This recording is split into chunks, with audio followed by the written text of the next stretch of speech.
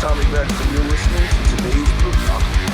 This is Mark Metcalf, and you are listening to today's Boondoggle with Bailey on Domain Cleveland Radio. You are listening to today's Boondoggle with Bailey on Domain Cleveland Radio. Yes, Kato Kalin listens to this all the time.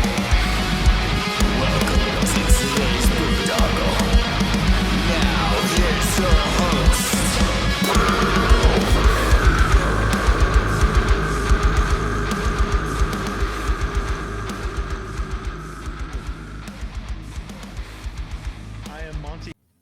What's going on, everybody? It's Bill Bailey with today's Boondoggle, and I've been talking it up about weather and good music and everything else with Vera from the Taxi Girls. What's going on? How you doing?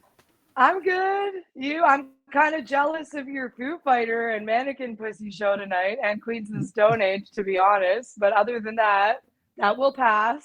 My jealousy. Yeah, like the storm, right? Like the storm.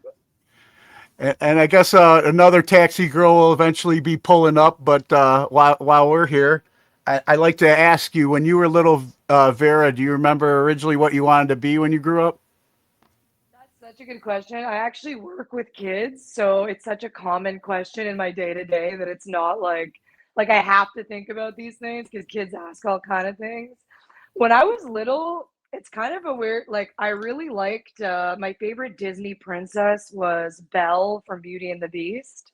So there was this library in that movie, and I kind of wanted to be a librarian, which is kind of weird because I'm not a quiet person at all. I'm not sure that would have worked out. But then that kind of changed into being like a teacher, and which I'm a music teacher, but never, ever, ever was I like, oh, I want to be a rock star. You know what I'm saying? Yeah.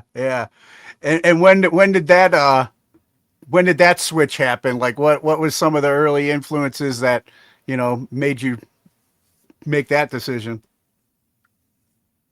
Well, I always like to quote when my first guitar teacher ever, Christine. It was in the 90s. I was learning a bunch of the classics back then. So I was learning Radiohead, acoustic, and all that. But then she introduced me to a lot of music, and I was making mixtapes. So I would say L7 and Hole, and when those bands were coming up, and Babes in Toyland, I was like, oh wow, I want to do that. There's actually girls on the stage. It's not just a boys club, right? So for me, that was that was it. That was kind of when I knew, when I was a teenager, I'd say around 15, 16. It really switched. Yeah. Nice. Yeah. So what you said you were taking guitar instructions or guitar lessons. What kind of inspired that? Oh, you mean when I started doing guitar lessons when I was a teenager? Yeah. Well, I think I was actually trained in music classically, when you're in elementary school or whatever, and then you're in school band. I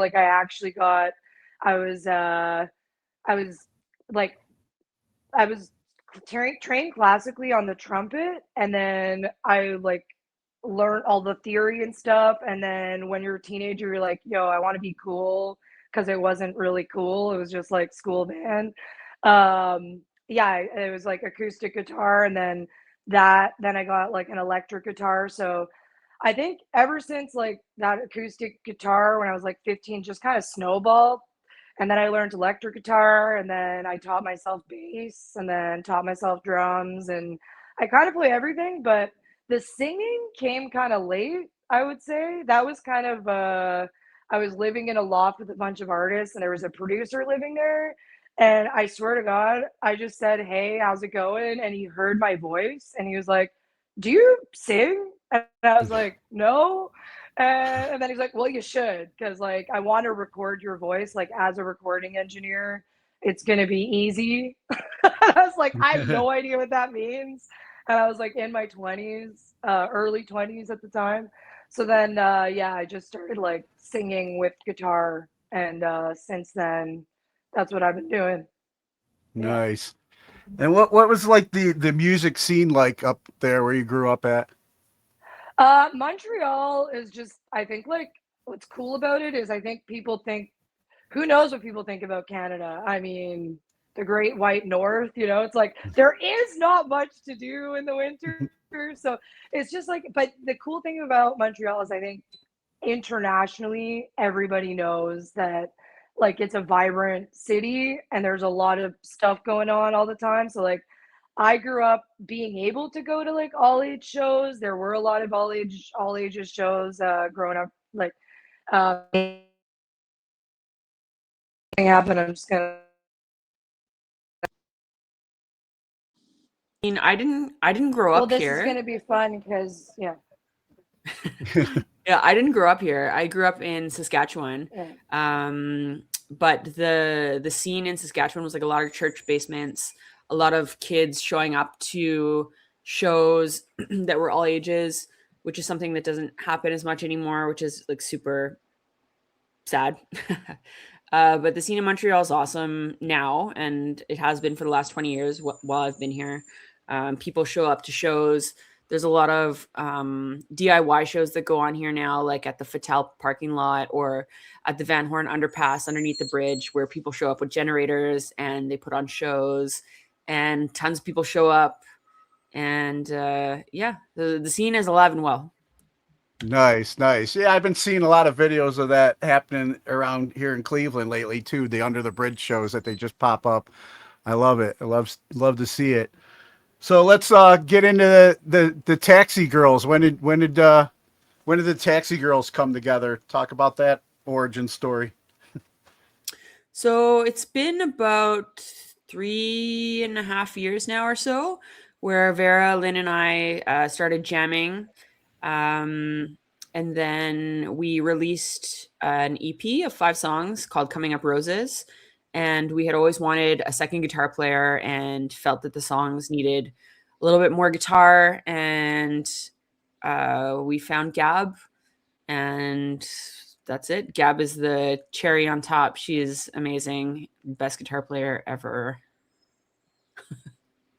And like, what was the inspiration for the name?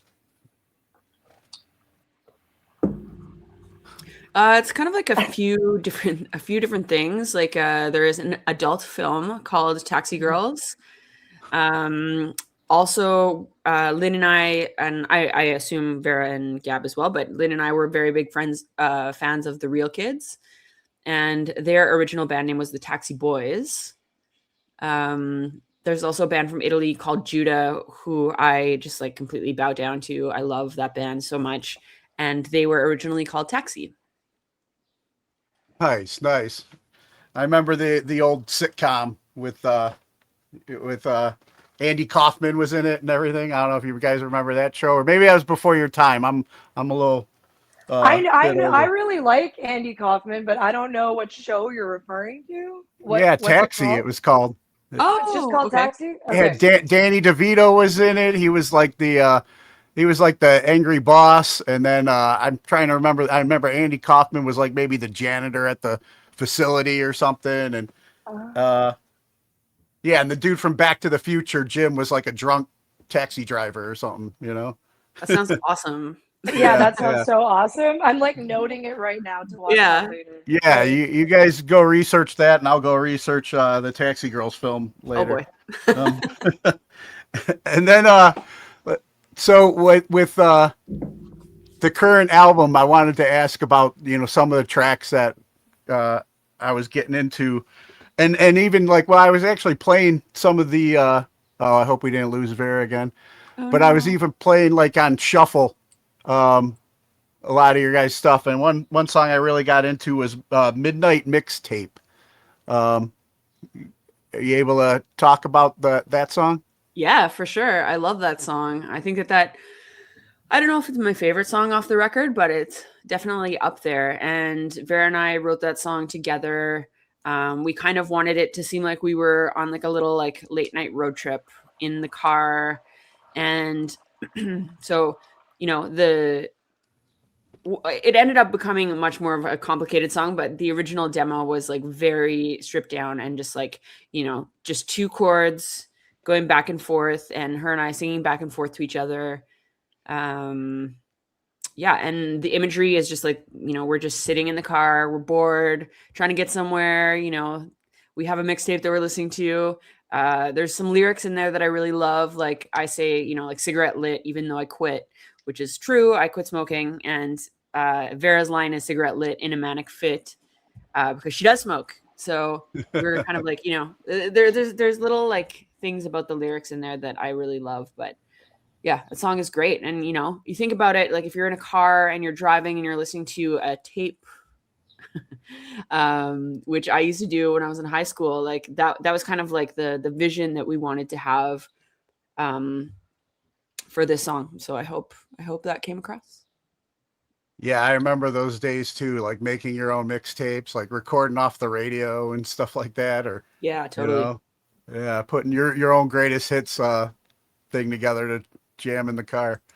And then Try Harder. Tell me about Try Harder. That was one of the first songs that we wrote off of out of all the stuff. And same thing, it's Vera and I singing back and forth to each other about just like being like, fuck man, like can I say fuck on the show? Yes, you can. This is an adult program. Excellent. Well, we were both just like, fuck man, like, our energy is just drained by these other people in our lives, or like that we have been surrounded by, and like we're just trying so hard to like just have our energy for ourselves. And then we were just kind of like thinking about, okay, like what are some things that we like really try, like what are you doing like when you're trying harder, like. And some of the lyrics in that song that really I love are the bridge, which is, why can't my energy be mine for just me, only me, and I feel like that's something that a lot of people can relate to, because if you are a people pleaser, or you just have people around you that suck your energy, you want it for yourself. And sometimes no matter how hard you try, you just try harder. Oh man, wow, that one hits. I was just having getting a talking to by my significant other. It's that explanation hits things that we both need to work on, in the relationship. Totally. But and then when me and Vera, when we jumped on earlier, we were talking about the weather we're experiencing. So I guess that's a good segue into Rainy. Oh yeah, Rainy. That's a really interesting song to talk about, actually, because originally Vera had written this song, and it really stood out to, like, she sent us a few songs that she had written before the band, and the idea of this song really stuck out to me because it was called Rainy, but the words Rainy were not in the song. And I was just kind of like, okay, I have an idea. Let's try something. And we changed all the words, and most of the words. We changed most of the words, and we added her first chorus, the first part of the chorus was written by her originally, and then I added the second part of the chorus, and it just like solidified kind of like our working relationship in terms of songwriting, I think, because it really, like this is how we write songs now, where like one of us will come up with an idea and the other one will kind of like be like, okay, well, let's do this, let's try this, let's move this around, and that was the first song that we really did that on. And the song itself, like the story that it tells, is about someone that you kind of that did you dirty a little, and you have like some dirt on them for a rainy day. I don't know.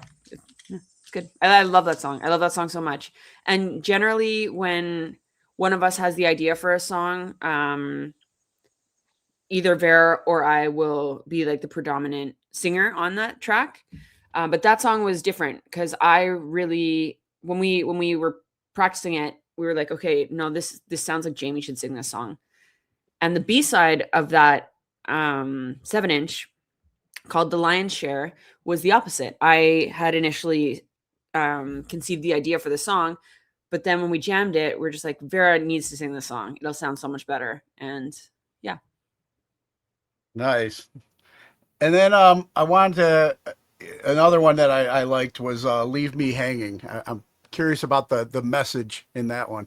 Yeah, that also was a really interesting song to work on because our producer, Ryan Battistuzzi, who is the king, we love him, he wanted us to write a fast song for the record.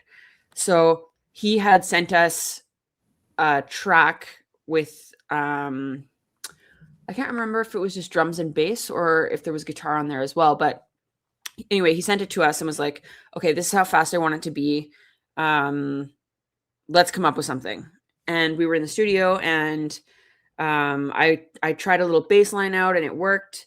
And then Vera started singing some lyrics that she had and it really worked. And then of course, like our process, we changed some lyrics. We put some things together. Hey, Vera. I'm just talking about Don't Leave Me Hanging. Cool. And how it was created when we were in the studio. And then Ryan, instructed us on how he wanted like the bridge and the breakdown parts, I guess, to sound. And yeah, we put it all together and there it is. But for the lyrics, you'll have to ask Vera. She wrote most of those ones. Yeah. I wanted to ask her, but she keeps blacking out on us. Oh, no. Well, maybe we'll roll back to that one when she pops back in. Sure. But the title track, "Static." Let's talk about that one. We don't have a title track for this record. No, it's not called "Static." No, the record is called Static, but there's no title track. Oh, okay. I thought there was one on there. Nope. Then what inspired like you guys to, pick that name? Okay. Well, the term static can mean a lot of different things. It can mean energetic, it can mean kinetic, it can mean stuck, it can mean like non-moving, but to us it kind of means like, stuck in motion, both energetic and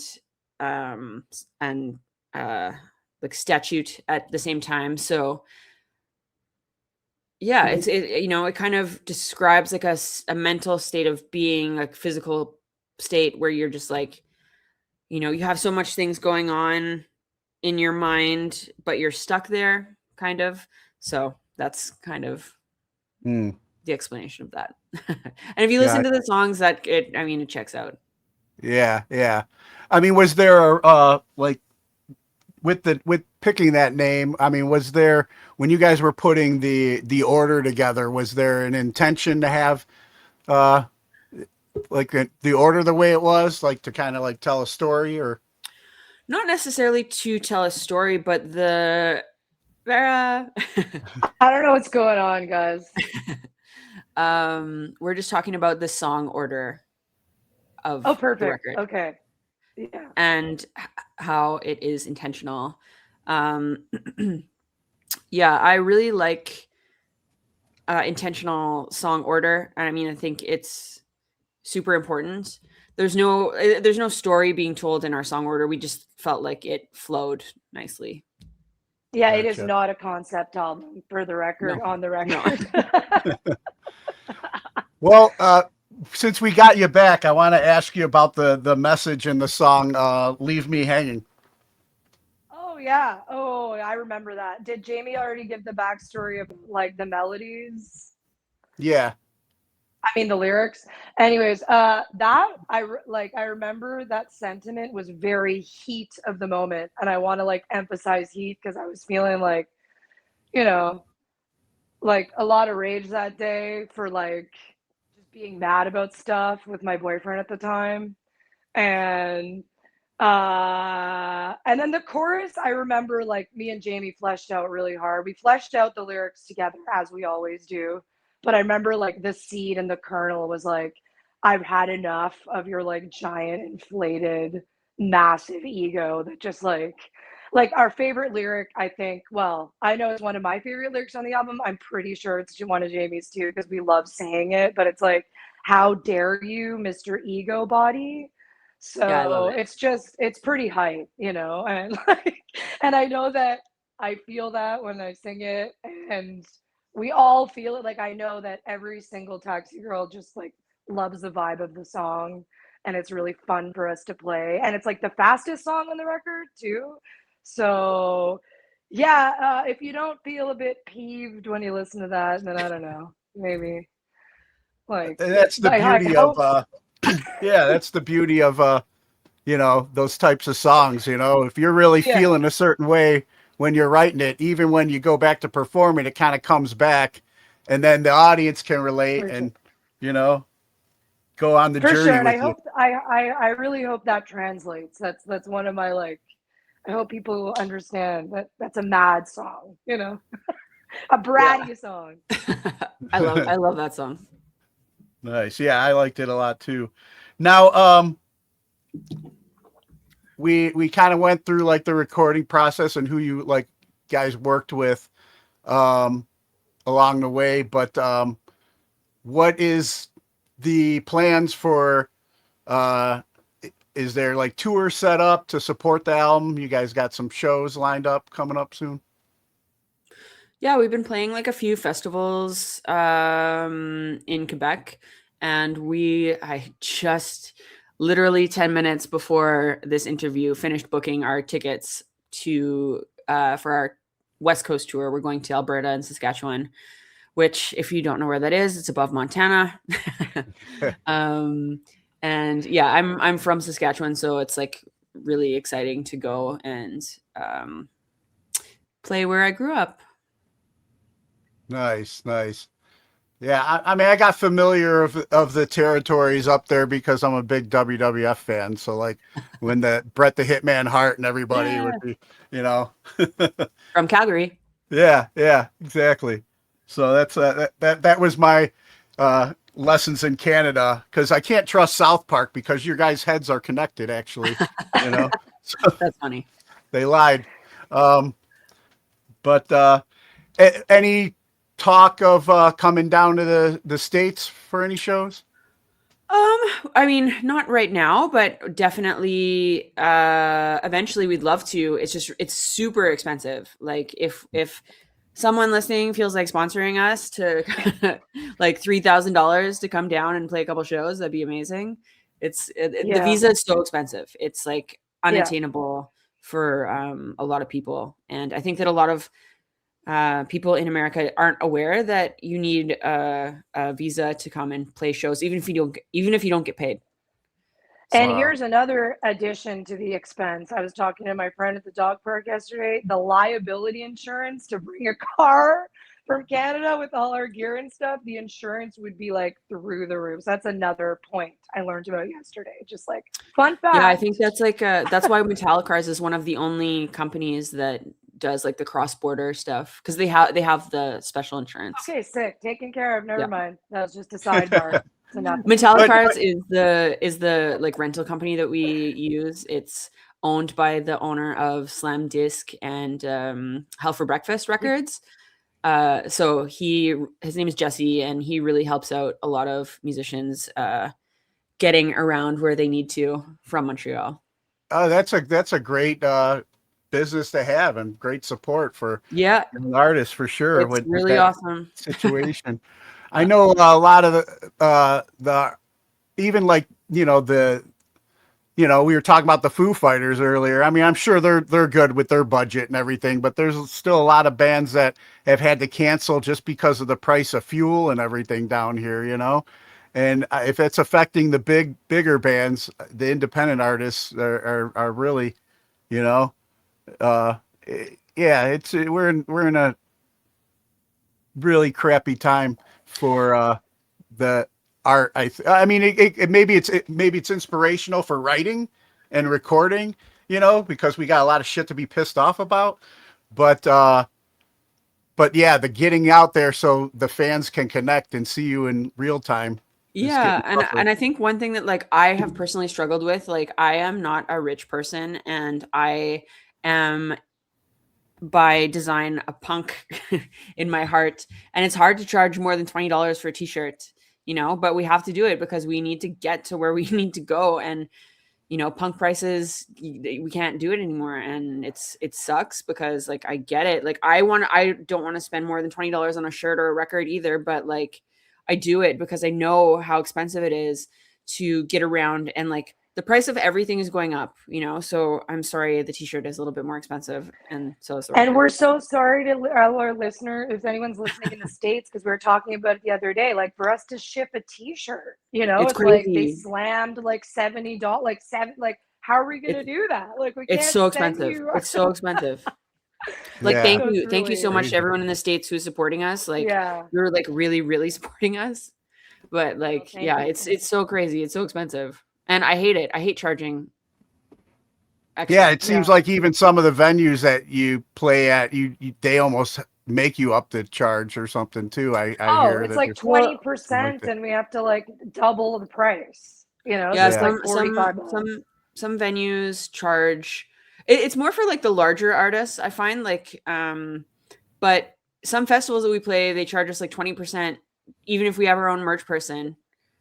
Wow, Yeah, that's nuts. I think it's bananas. Yep. What? So sorry, people south of the border. We're coming eventually. Eventually. Eventually. All right. And then if fans do in the meantime, what's the best way you feel like they can support you guys? You can hype us up on social media. You just listen to the record, and if you want to buy a record or a shirt, that's awesome too. But just listening and telling us that you like it is really nice. And if tell your friends. Tell your friends. Yeah. Call your local radio station, college radio. We love college radio. And just play us. That's it. And if I you listened, can come I up liked to it. Montreal, do it. Yeah. Yeah, and if you can come see us in Canada. Yeah. There you go. Yeah. I listened. I liked it. I will keep listening. I hope what kind of, with now that this album's kind of been out for a little bit, what's the goals going forward? Well, make more music. I love making music. It's the best. It's so fun. Yeah. And we already played with the Offspring last week, so we got one of the big ones off the list. Nice. How about you, Vera? Yeah, and we had songs that like didn't like, we still have like songs that are not finished. So for sure we're gonna keep doing that and keep writing, and maybe we'll go to Europe, maybe we'll go to Japan, maybe we'll be somewhere else. I don't know. But we definitely want to like keep going and keep traveling, keep doing this. So yeah, I could see it being huge in Japan too. Yeah, and we have one record label in Italy as well, so they've been asking us to come out there. So that's next thing to plan. Yeah. Nice. And then before we get ready to wrap up, I want to ask you a couple of questions I normally ask my guests that I have on here.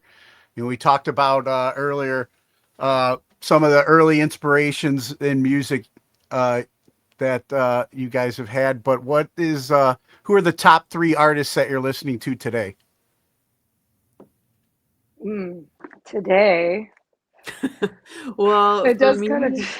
For me, definitely the Offspring, because I'm on like a bit of a hype for playing with them, and I'm doing like a little deep dive right now into their poppy stuff because I love pop and I love their songwriting.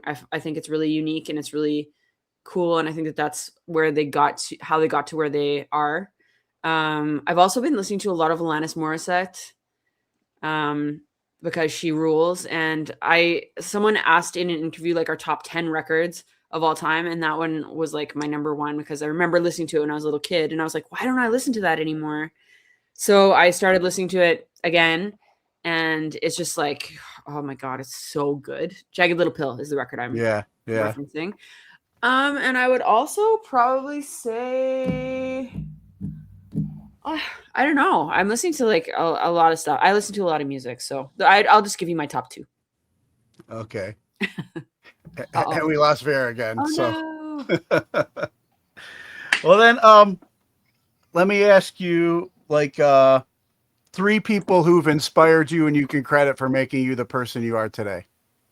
Oh my God. My mom, rest her soul, my grandmother, and my daughter. Nice. Yeah. And then are there any like causes or organizations that you support and encourage others to check out? More women on stage, 100%. I am a punk, so you know already everything that I support. And women, trans folks, LGBTQ people hold all these type of folks and organizations like really close to my heart. Yeah, I'm a girl dad. I got 2 daughters, so I'm Yeah. all about like my oldest was in the show choir, and just like watching her like perform and sing and do what she loved was just always amazing. And she's a big music fan. She goes to a lot of shows, but I'm like, you could still be up there, Yes, make it absolutely. happen. So Make it happen. Like I was really shy to get into music personally as a young kid because I didn't see a lot of women on the stage, And one thing that Vera and I, and for sure Lynn and Gab as well, all really value is when we see little girls coming to our shows and like they get so excited. And like my little girl, she's almost 3 and she already is like strumming the guitar and like tapping along to songs, and I'm just like, you can do it. Like you can do it. And like I feel like that's something that a lot of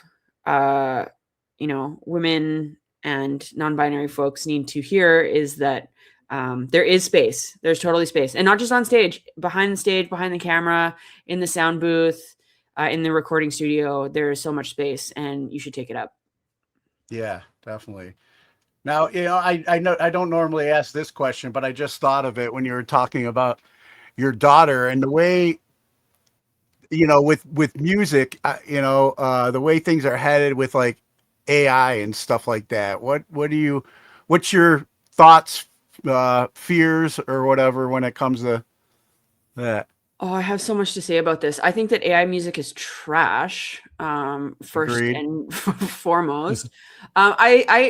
I would like to think in my little world that I live in that the AI music bubble is going to burst, and I really hope so because I don't have any fear because I'm always going to make music no matter what.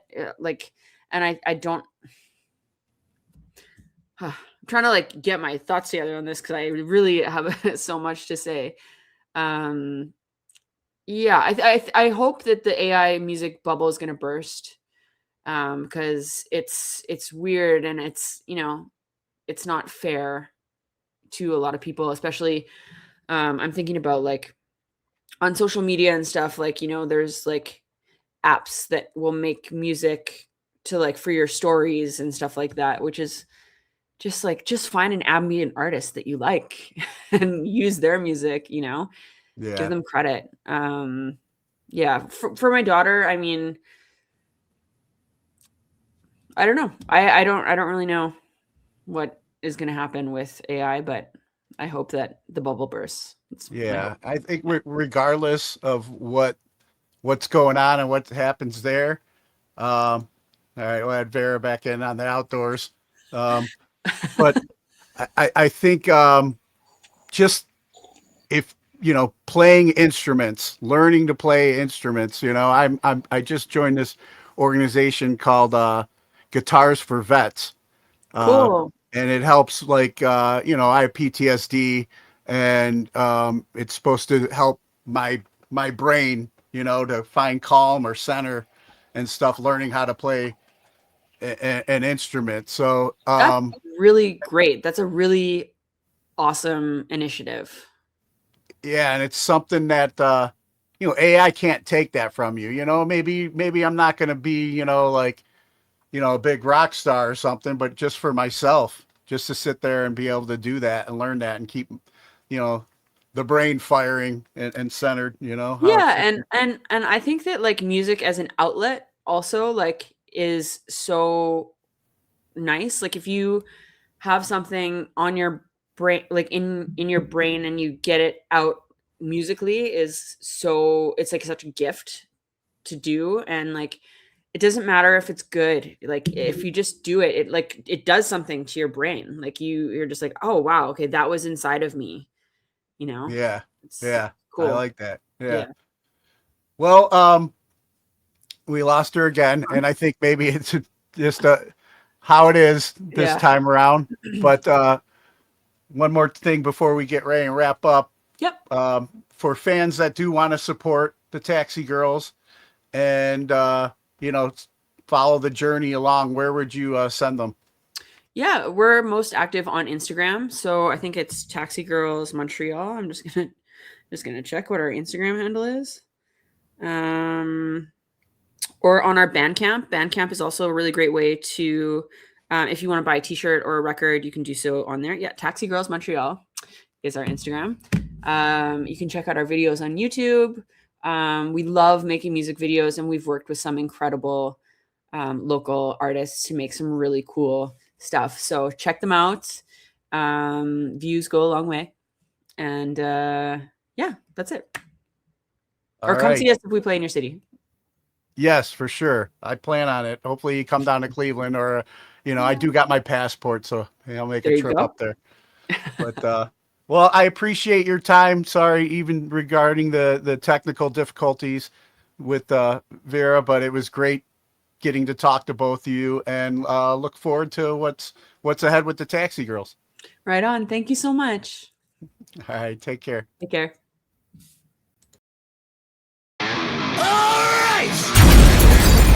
Listen up! Hold on to your seats! Grab your girls, grab your beers!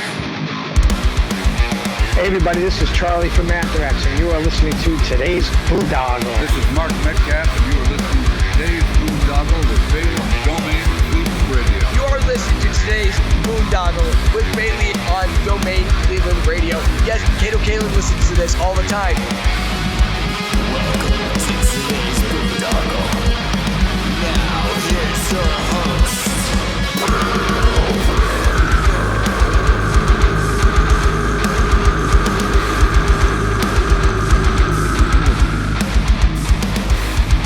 I am Monty Heath, so one Heath, and you are listening to today's Boondoggle. Hey, what's up? It's John from Skillet, and you are listening to today's Boondoggle on Domain Cleveland Radio. Hey!